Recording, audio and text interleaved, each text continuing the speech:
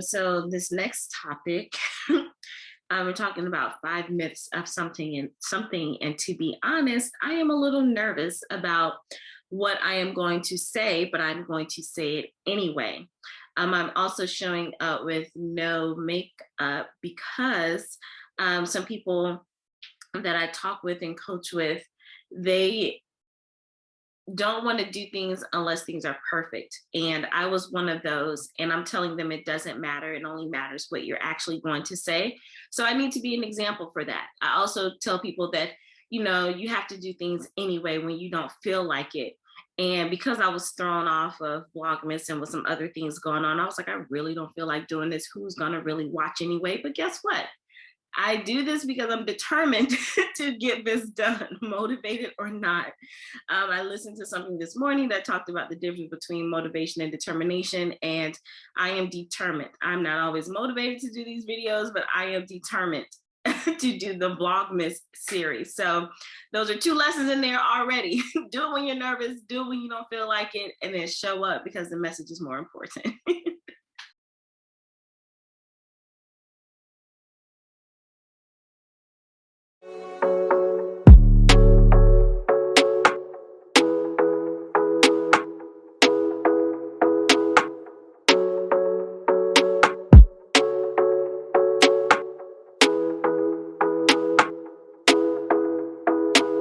Hi everyone, I am Dr. Vernita White. I go by Dr. V, and I am the Brilliant Life Strategist. I help high achieving professionals who are in transition or who want to, do more things in life. I help them embrace their brilliance. And I don't say this often. I used to say it in my other videos, but all of my courses and things are under the Vibe Institute. And that's where I help people vibrate higher in their influence, impact, brilliance, and excellence. And I don't share that often. I need to figure out how to just put both of those together, because sometimes people ask, like when they go to my course, they're like, well, what is vibe? Or you always talk about brilliance as a vibe. What is that? So that's it. But the strategy I use and the things that people can sink their teeth on is I help them gain more personal satisfaction. And that's very important, especially high achievers who obtain so much career-wise. And it's like, what about the other areas of your life? So by doing so, I help them go beyond their positions, degrees, and titles. I help them realign with their core values with clarity, regain their voice with confidence, and embrace reinvention with courage, because those are all important to go to the next step. And as parallelpreneurs, because most of my people are parallelpreneurs, meaning that they're in their careers, they actually love what they do. They may not like it all the time, but they love what they do. They're not at this moment seeking to become full-time entrepreneurs, but they want ways to have a side business, side hustle, however you want to define it, something that's an extension of them. Oh, that helped me. Remember in one of my videos that I was like, I don't know if I like the word side hustle, because it sounds like, it didn't sound like so positive to me. But I changed my mind, and I'm a woman, so I get to do that. When you get more information and a new perspective, you're allowed to change your mind. So I'm gonna take back and say hustle's not bad, because I heard Gloria Mayfield Banks, who's like another mentor, who's becoming a cyber mentor of mine, by the way. And one day I'll meet her, because learning her story and learning about her, she's phenomenal. But anyway, she talked about hustle. And I look up all of these words every time I say something, but I don't think I ever looked up the word hustle as it related to business. She said hustle is an extension of self. It's an extension of effort. I think it was an extension of effort. Either way, I like both of those, but as an extension. And I was like, yes, because embracing your brilliance, my whole movement and helping entrepreneurs is really helping them to extend themselves, extend their expertise, extend their knowledge, extend into other areas of their lives. So it's an extension of themselves or effort, however the case. I like them both. But yes, so thank you for that. So today I mentioned that I was a little nervous about what I actually want to talk about, and I really hope it lands the way that is in my head and in my notes. If you don't know, my formal training background is in the education profession. I was a K-12 teacher, a district specialist. I've moved to working in higher education, and I wanted to be the U.S. Secretary of Education at one point in time. And However, I used to say, and this was it was a struggle for me, because starting from someone who started off as an engineer and knowing how lucrative that can be, to going to someone in the education profession and hearing people telling me that I wasted my gifts and talents, I'm never going to make any money as an educator. I carried that a lot with me. As confident as I was, and knowing that I was like the bomb.com doing what I was doing, that was still like this subconscious weight. And I used to say, oh my gosh, I'm in the wrong profession. Or I used to accept a lot of things in the education profession. So now, being on the other side of K-12, and even when I was going in higher ed, that's when I started really in my doctoral program, that's really when I had this huge mind shift and doors started opening, and I could see more possibility, especially as an educator. So I used to not want to tell people that I was a teacher. I had no problem telling people I was a professor, because they're like, oh, a professor. But when you tell people you're a teacher, it's just a different kind of feel. And then as an educator, the education profession, in my opinion, and not just my opinion, this is just through research, and you can watch anything about teaching and the education profession, and to know that I'm going to say that's like a low level vibration, a blanket over. Are there pockets of great things? Absolutely. But the blanket of, there's just a blanket of low vibration over the profession. So here's some things I want to talk about, the myth, and this may not be as popular, and I'm just going to say it's probably good that I haven't hit it big yet. So I can say this now, and then maybe like a few months later, it'll go viral and some people will come back to this. But anyway. So I'm just going to write down, so I'm going to share some myths and then my thought process behind the myths. And I would love for you to comment. Just let me know your thoughts, even if you disagree. We can only teach in a structured environment, K-12 or higher ed. When you hear educator, a lot of times that's what people automatically think. Either you're going to be a classroom teacher or even an administrator. And it's so funny, because like when people hear about administrators, they forget that these people were classroom teachers. Majority of them were teachers. So for some reason, some of them act like they've arrived to something totally different, like they see themselves totally different. It was like, you are a teacher, you are an educator first. You are a teacher first. So, but with the skill sets, and I'm going to get into skill sets later, with the skill set and the true training that an educator does, like I am a traditionally trained educator. I went through a traditional college teacher preparation program. Secondary was different because I also have a mathematics background, and that's a little, a little different way of thinking. Then I taught people how to do that. Then I went to leadership. My master's degree is in education leadership. My specialist degree is in technology management and administration. So all of my degrees have been, and then my doctorate degree. So all of my degrees have been trained as an educator, looking at the whole child, the whole person, leadership, psychology, behavior, content, achievement, socioeconomic growth, or the impact of the socioeconomic status. I think I said psychology, just all the diversity, equity, inclusion, cultural consciousness, everything that makes a whole child, systematic issues where there's racism, poverty, all those things that can impact a whole child and whole system in the business of education. With all of that knowledge, we don't only have to teach in the K-12 classroom, or we don't even have to always teach in college. If you look at the way things are going, and this helped me notice this is the age of the expert, and the coaching industry has like boomed. It's always been around, that I've learned, but it's really becoming more like in your face. And do you know, all those people consider themselves like the top people that they're teachers and educators, because they're teaching people systems, strategies, and structures based on things that they know. So with all that we know as trained educators, we don't only have to stay in that system. And I think sometimes people stay because they feel that they can't transition to do anything else. And that was a pet peeve of mine when I was teaching college students. Like, they came over to the education profession because they couldn't cut it anywhere else. And to me, that was a slap in the face, because teachers, classroom teachers who eventually go up the ranks to be, superintendents, You need to know something. You need to be smart, you know? So I already didn't like that. But the ones who I would say did their time, you can take those skills and go elsewhere. And that's part of my movement of embracing your brilliance. Like, do you realize what you can actually do with your skill set? You do not have to stay in a K-12 environment or a higher ed environment to make an impact. And sometimes we gotta leave the passion for the little kids.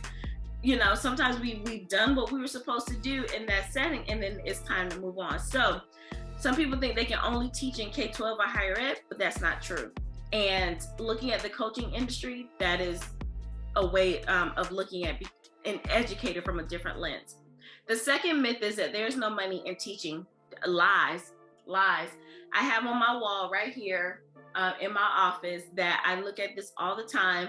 And I can't even remember the date I wrote this, but maybe it was it was a few years ago, but it's the seven billionaires in education industry.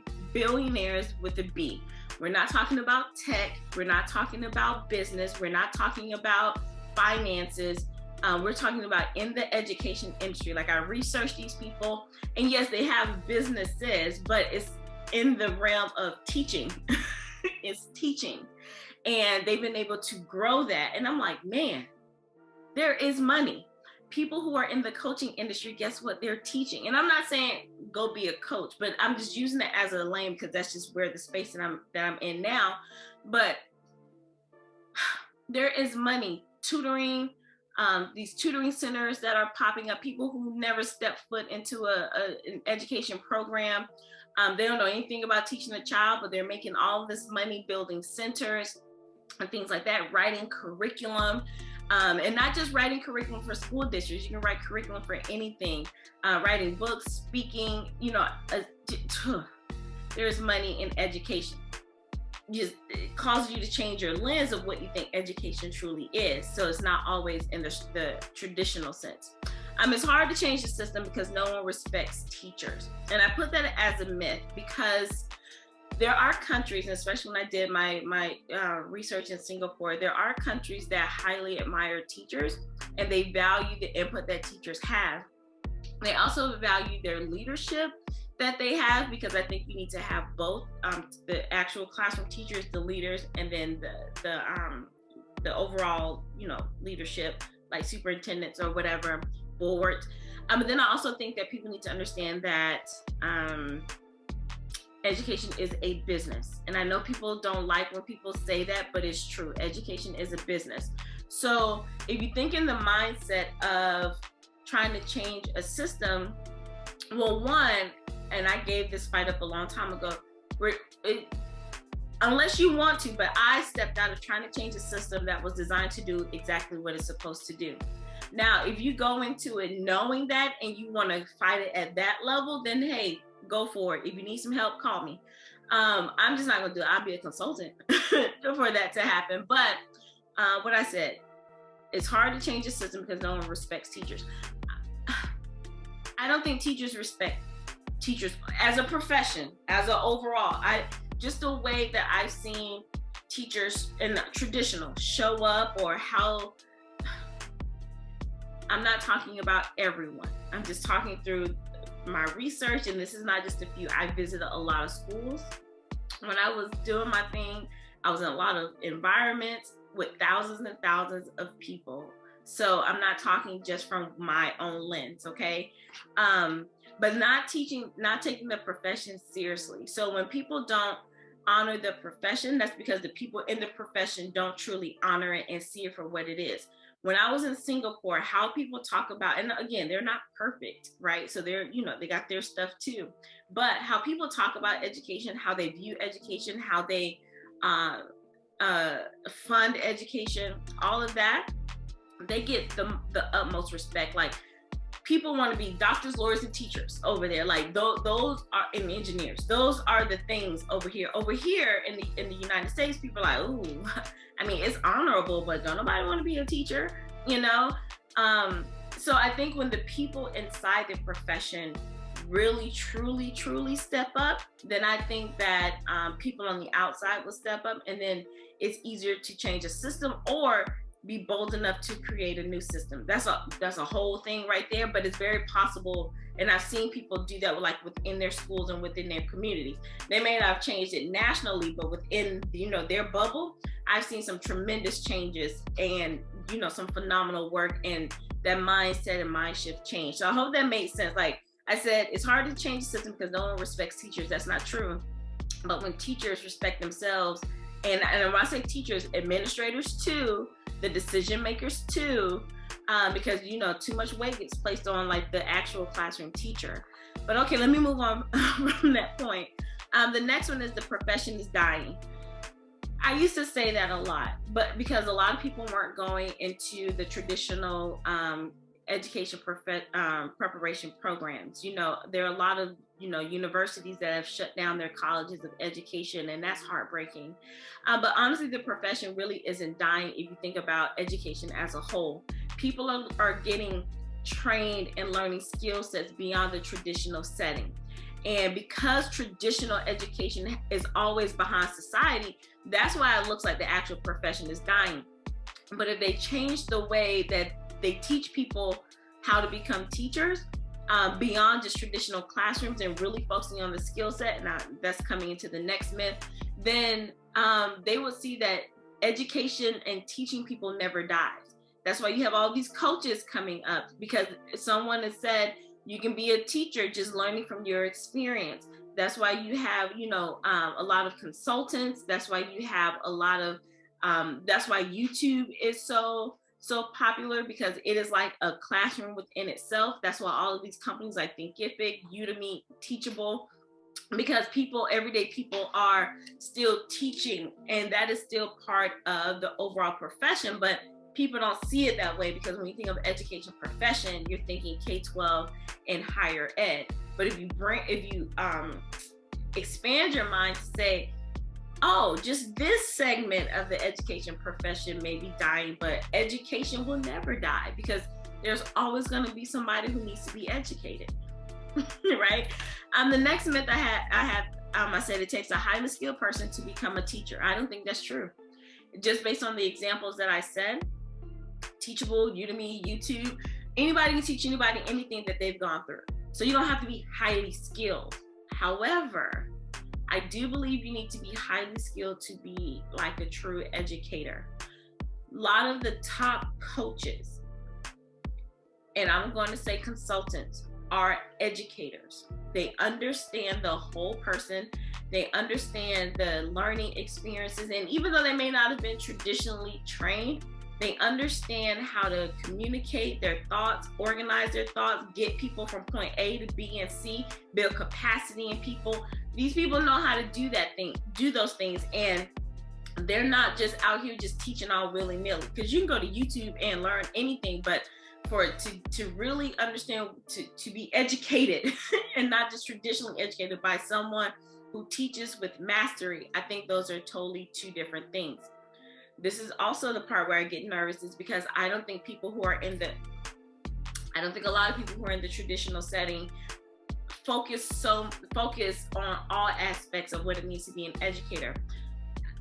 I think we've gotten a little soft and emotional, and we focus a lot on those soft skills, but I don't think we pay as much attention to like the content part. You need both. And if you look at a Tony Robbins, a Amy Porterfield, a Lisa Nichols, a Sean Smith, or a Marie Forleo, and some other people, these are just people that are off on the top of my head, but anybody who's like up there teaching, they've learned how to really connect and engage with people and build capacity in people, but also teaching them an actual skill.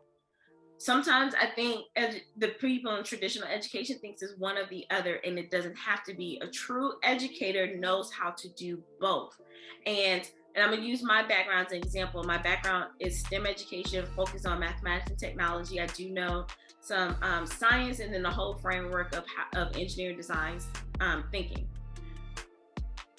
I get people all the time, especially now that I do consulting, where they're afraid of mathematics or they don't want to learn science. They're like, oh, you're going to make me do this work. And I'm like, are you serious?